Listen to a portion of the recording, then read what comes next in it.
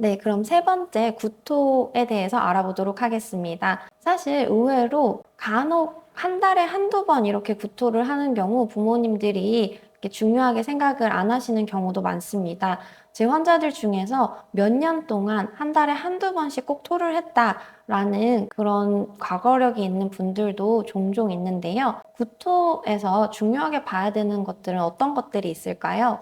여러 번 연속해서 구토하는 경우, 자다가 일어나서 구토하는 경우들을 더 주의 깊게 보고 있습니다.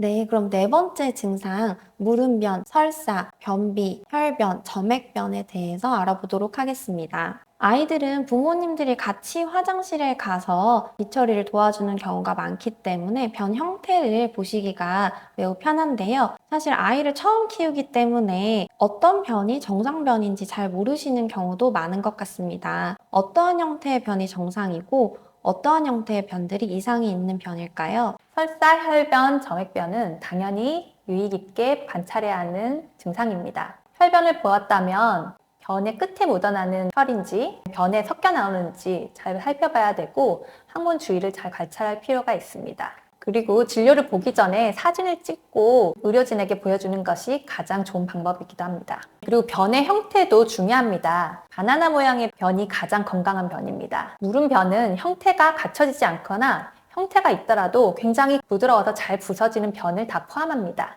그리고 물음변만 있는 경우도 있겠지만 변비와 동반해서 딱딱한 변과 물음변이 함께 동반될 수도 있습니다. 변비도 사실은 증상인데 너무 흔하고 자주 있기 때문에 많은 분들이 증상으로 생각을 안 하는 경우가 많은 것 같습니다. 네, 맞습니다. 크론 환자의 경우 변비도 있는 경우가 굉장히 많습니다. 너무 오랜 기간 변비가 있거나 변비 치료가 잘 되지 않는 경우도 한 번은 의심해 볼 필요가 있습니다. 제 환자 중에 또 많은 경우 변비 치료가 잘 되지 않고 복통이 지속될 때 크론을 의심해서 검사를 하고 지금 치료받고 잘 지는 환자들이 많습니다.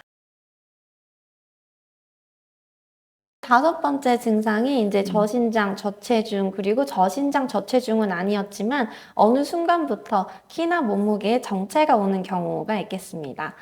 우리나라 부모님들이 키나 몸무게에 정말 관심이 많은데요. 이렇게 저신장, 저체중 또는 키나 몸무게에 정체가 있는 경우 크론병을 왜 의심해야 되나요? 성장을 위해서는 충분한 에너지가 필요한데 크론병에서는 크게 두 가지 이유로 성장에 방해를 받습니다. 첫째, 장에 염증이 있으면 먹은 음식물로부터 영양분을 제대로 흡수하지 못합니다. 둘째, 몸에 만성 염증이 있으면 우리 몸이 그 염증과 싸우는데 추가로 에너지를 쓰게 됩니다. 즉, 먹어도 흡수가 잘 되지 않고 염증으로 인한 에너지 소모까지 더해지기 때문에 성장에 필요한 에너지와 영양분이 이중으로 부족해지는 셈이 됩니다. 그렇다면 키와 몸무게가 정상이라면 크론이 아니라고 할 수 있을까요? 그렇지는 않습니다. 아이들마다 증상의 형태가 매우 다르고 키와 몸무게가 정상이라고 해서 크론이 아닌 것은 아닙니다. 크론병이면 보통 마르다고 생각을 많이 하시는데 사실은 종종 약간 통통하거나 뚱뚱한 아이들도 있는 것 같습니다. 그래서 물어보면 좀 뚱뚱한 아이들도 식욕이 없어서 사실은 하루에 한 끼만 먹는다. 대신에 그 한 끼 때 좀 폭식을 하거나 아니면 너무 아프고 기운이 없고 힘들어서 하루 종일 누워있느라고 살이 찌는 친구들도 있습니다. 증상은 정말 다양한 형태로 나타날 수 있고 이런 증상들이 있으면 한 번쯤 장에 대해 검사를 고려해 볼 수 있겠습니다. 교수님, 그럼 크론 치료를 하면서 키나 몸무게가 좀 크는 경우도 있나요? 네, 당연히 있습니다. 크론 치료를 하면서 눈에 띄게 성장이 증가하는 환자들이 있는데요. 1년 동안 2, 3cm가 자라기도 어렵고 몸무게가 1kg도 잘 늘지 않았던 환자들이 치료 시작 후 6개월 만에 쑥쑥 키가 크는 경우도 많이 보았습니다. 네, 아이들은 성장할 수 있는 시기가 정해져 있는 만큼 적기에 치료를 받고 제대로 성장하는 것이 중요할 것 같습니다. 이제 여섯 번째는 원인 불명의 반복적인 열입니다. 네, 원인 불명의 반복적인 열은 사실은 전혀 장 증상 같지는 않아서 크론일 거라고 생각을 잘 못할 것 같은데요. 네, 맞습니다. 발열은 굉장히 다양한 원인에서 발생할 수 있기 때문에 크론의 증상으로 생각하기 어렵고 진단까지 시간이 오래 걸리는 경우가 많습니다. 교수님, 그럼 쉽게 설명하자면 기침이나 콧물 이런 증상이 없고 다른 가족들은 열이 안 나는데 혼자서 열이 그렇게 반복적으로 나는 경우를 생각하면 될까요? 네, 그렇습니다. 이유를 알 수 없는 열로 오랫동안 고생한 친구들을 좀 봤습니다. 다른 병원들을 다녀도 발열의 원인을 찾지 못하고 발열이 지속돼서 편도절제술까지 받았지만 오히려 발열이 더 심해지는 환자들도 보았습니다. 그런 환자들은 시크론 치료를 하면서 증상들이 호전 추세를 보였습니다. 그렇다면 이렇게 반복적으로 이유를 모르게 열이 자꾸 나고 다른 검사들을 해봐도 정상으로 나올 때 장에 대한 검사도 한번 해보시는 것이 좋겠습니다. 7번째 증상은 구내염입니다. 구내염은 사실 어머님들한테도 잘 알려져 있는 크론병의 장외 증상입니다. 입 안이 잘 헐거나 안에 흰색 그런 염증들이 보이는 경우 의심해 볼 수 있겠습니다. 8번째는 관절통입니다.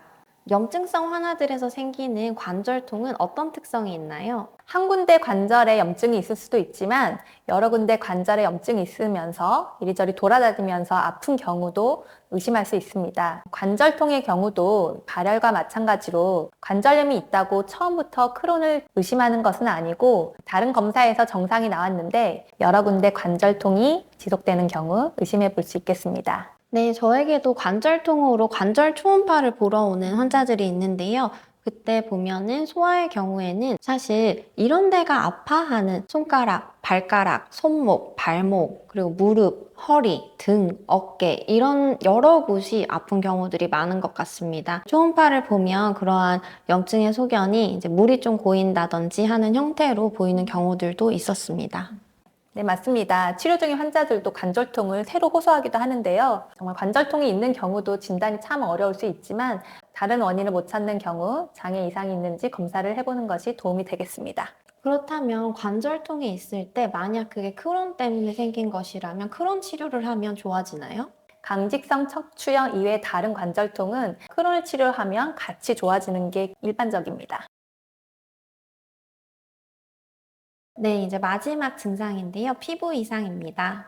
염증성 장질환에서 흔히 알려져 있는 피부 이상은 결절성 홍반입니다. 이런 병변이 피부에 있을 경우 한 번쯤 의심해 보실 수 있겠습니다. 크론병은 정말 다양한 증상으로 나타나고 심지어는 진단 직전까지도 증상이 아예 없었던 경우도 드물지만 있습니다.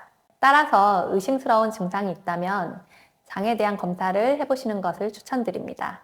네, 이제까지 말씀드린 증상들이 모두 크론병을 의심할 수 있는 소견들입니다. 하지만 증상만으로 진단하는 것은 절대 아닙니다. 이러한 증상들이 있다면 장에 대한 추가 검사를 꼭 해보시기를 권고드립니다.